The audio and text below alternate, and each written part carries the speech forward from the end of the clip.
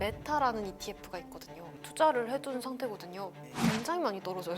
사람들이 리텐션이 높아지면 그때가 딱 타이밍이에요. 근데 지금 리텐션이 안 나오고 있거든요, 제가 알기로. 다시 찾게 되는 기술을 좀 중점으로 봐야겠네요. 다시 찾게 되는 그 포인트는 어떤 게 있을까요? 실질적인 이득이 나오면 씁니다. 서버가 되게 중요한데요. 지금은 제가 알기로 동시 접속이 되게 제한이 되어 있어요. 기본적으로 뒷받침해 주긴 해야 돼요. 가상인간 메타버스 산업은 지금 어느 정도 발전된 상태일까요? 아직은 도입기라고 생각합니다. 명확한 목적성을 갖고 메타버스를 만들기보다는 될 거야라고 생각을 하고 계신 것 같아요, 다들. 그런 가치가 명확해진다면은 그다음부터 시장이 폭발적으로 성장을 하지 않을까? 명확한 가치란 어떤 걸 말씀하시는 걸까요? 내 핸드폰이 왜 떴냐라고 보면은 내가 이동하면서도 통신을 하고 싶고 누군가 전화를 하고 싶고 그런 니즈를 명확하게 찾았고 그 니즈에 맞는 프로덕이 나온 거잖아요. 네. 근데 지금 아직까지도 메타버스가 그 명확한 목적성이 아직은 부족하다?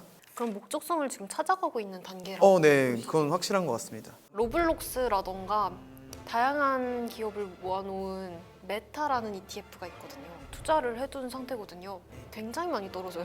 그게 명확한 니즈가 없어서일까요? 메타버스가 저도 됐으면 좋겠는데 근데 저는 이 생각은 있어요. 꼭 메타버스가 아닐 수도 있다? 그렇지만 메타버스도 이제 내가 떨어져 있지만 그들과 정말 가까이 있는 것처럼 마주하고 싶어서라는 니즈에서 나온 건 맞는데 네. 근데 그게 과연 메타버스가 정답이냐에 대해서는 조금 더 트라이얼 앤 에러가 필요할 것 같아요.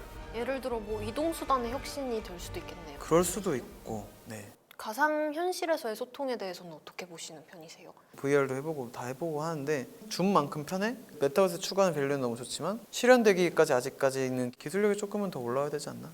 어떤 기술이 좀 더 필요할까요? 서버가 되게 중요한데요. 지금은 제가 알기로 동시 접속이 되게 제한이 되어 있어요. 메타버스 세상을 이루고 있는 오브젝트들 있잖아요. 오브젝트들. 네. 그 오브젝트들의 퀄리티가 훨씬 더 많이 발전을 해야겠죠. 예를 들면 리얼 같은 느낌을 주려면 그게 3D 그래픽스가 아닌 현실감을 줘야 되는데 아직까지 현실감을 줄 수 있는 그래픽은 아니잖아요. 홀로그램 같은 느낌일까요, 그러면? 아니, 저는 진짜 이런 느낌이 될 것 같아요. 그러면은 진짜 혁신이겠네요. 그걸 향해 달려가고 있는 기업들이 상당히 많습니다. 그러면은 이 서버 기술이 발전하기까지는 어느 정도 시간이 필요할 거라고 보세요? 맞물려 있어요. 약간 양자 컴퓨터라고 아시죠? 네. 기본적으로 하드웨어가 뒷받침해 주긴 해야 돼요. 그러니까 GPU 같은 경우는 단순 연산을 네. 병렬적으로 많이 하는 거지만 이건 고연산을 병렬적으로 많이 해야 되기 때문에 좀 그러한 이제 하드웨어적인 받침이 필요하고요, 분명히. 그리고 양자 컴퓨터도 전 진짜 혁신적인 것 같아요. 저도 너무 재밌어요.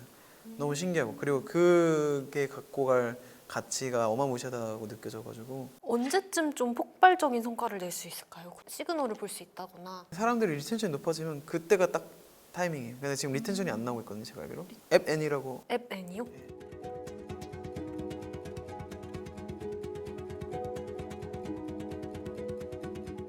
어떤 유저가 오늘 들어갔는데 내일은 안 들어갔어. 그럼 리텐션이 안 좋은 거예요. 그게 가장 중요한 시그널이에요, 사실. 올 시그널이 있겠죠. 근데 아직까지 저는 시그널을 못 보긴 했어요. 그래서 뭔가 이제 시그널이 있다면은 그 시그널을 바탕으로 확 클 텐데 그렇죠. 아직은 다들 좀 고전을 하고 있지 않나. 근데 지금 저희가 가려고 하는 거는 사실은 비디오 기반을 뛰어넘어서 리얼 휴먼까지 들어가는 거잖아요. 네. 그 말은즉슨 이제 온라인에 있지만 오프라인의 그 감성을 느낄 수 있을 정도까지 여러 가지 인프라가 구축이 돼야 된다는 뜻이겠죠. 네. 그렇게 된다면은 저희가 맨날 이제 메타버스에서 주장하는 것들 있잖아요. 예를 들면 물건을 판다거나 네. 그런 게 진짜 현실화 되겠죠. 시장 자체는 엄청 큰 건 부정할 수 없다. 다만 그게 메타버스가 아닐 수도 있다. 좀 어떤 게 잘 팔릴까요? 명품? 왜냐면 이 메타버스 공간 안에 들어오려면은 어떠한 자격 조건이 있어야 돼. 사실 명품 사는 이유가 여러 가지 이유가 있지만 그런 것도 있잖아요. 과시나 그렇죠. 최근에 책 읽어봤을 때도 이미지 산업에 투자라고 하더라고요. 명품이라던가 사람들은 결국 그런 쪽으로 좀 돈을 투자를 할 거기 때문에 메인스트림이 뭔지는 더 고민을 해봐야겠죠. 내 외형을 마음대로 바꿀 수도 있을 것 같고 외모 중요하잖아요. 그런 것들에 대해서도 이제 커스텀이 훨씬 쉬워진 세상이 될 거고 그 안에서는 내가 예를 들면 캐나다인 못 만나잖아요, 저희 지금. 거기선 캐나다인을 만날 수 있겠죠. 그런 식으로 뭔가 기존 현실에선 불가능한 것들을 메타버스에서 하면서 많은 인터랙션도 이뤄낼 수 있고 네. 그뿐 아니라 이제 현실에서는 내가 이제 좀 뭐 아쉬운 것들을 해결할 수 있는 하나의 소통의 장이 되지 않을까 생각을 하고 있어요. 그 안에 듀오 이런 것도 생기겠어요. 그럴 수도 있죠.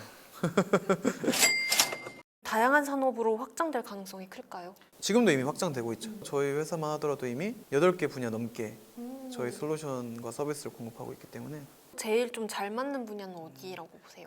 전 항상 이 트렌드랑 이런 것들을 앞서가는 쪽은 엔터테인먼트랑 디지털 미디어 컨텐츠라고 생각을 하거든요. 네. 일단 그쪽에서 제일 반응은 좋고요. 메타버스 쪽에 하시는 분들한테 조언이 있다면 어떤 게 있을까요? 전통적인 사업 같은 경우는 사실 어느 정도 정해져 있거든요. 그렇게 기존 틀에서 안 벗어난단 말이에요. 근데 이런 메타버스라고 하면 어찌 보면 저는 도박수라고 생각해요. 사실 외부에서 보면 정보가 잘 안 나올 수밖에 없어요. 왜냐면 뭘 제대로 출시한 것도 없고 그거가 문제죠. 그래서 정확하게 어떠한 프로덕트를 산출했는지를 확인해야 되고 결국 신시장은 써보고 이 프로덕트이 리턴션이 나오는지 안 나오는지 보고 그 다음 투자를 해야 돼요. 말만 막 될 거다. 약간 이거는 위험하지 않나? 다시 찾게 되는 기술을 좀 중점으로 봐야겠네요. 다시 찾게 되는 기술이 될 수도 있고 플랫폼이 될 수도 있고 뭐 여러 가지 컨텐츠가 될 수도 있고 다시 찾게 되는 그 포인트는 어떤 게 있을까요? 그 컨텐츠로서 내가 기존 이제 하던 일을 대체할 수 있다. 예를 들면 기존 VFX에서는 영상을 만드는데 몇십 시간이 들었고 예산이 어느 정도 들었어. 근데 우리 기술을 썼더니 예산이 줄어들고 실제로 더 빨리 나왔어. 말 그대로 이제 실질적인 이득이죠. 실질적인 이득이 나오면 씁니다. 밸류가 뭐 여러 가지 밸류라는 게 네. 있지만 특히나 B2B 같은 경우는 시간과 돈을 얼마나 잘 아껴줄 수 있느냐 혹은 B2C 같은 경우는 기존의 내 문제를 어떻게 잘 해결해주고 있느냐 얼마나 삶에 편리해지느냐 그걸 맞아요. 좀 핵심으로 봐야겠네요. 혹은 나를 얼마나 더 멋지게 만들어줄 수 있느냐가 될 수도 아. 있겠죠. 니즈와 네. 쾌락이라고 저는 보거든요. 그러니까 성공하는 제품은 두 가지를 하나는 꼭 만족시켜요. 이 니즈를 정말 잘 해결했느냐 혹은 이 쾌락을 정말 더 잘 이끌어내느냐. 네, 오늘 진짜 도움 많이 됐고요. 다른 걸로도 불러주시면 좋을 것 네. 같아요. 되게 공대 분들만 이렇게 설명해 주실 수 있는 정보를 많이 알게 돼가지고 조금이라도 도움이 됐으면 좋겠네요. 감사했습니다.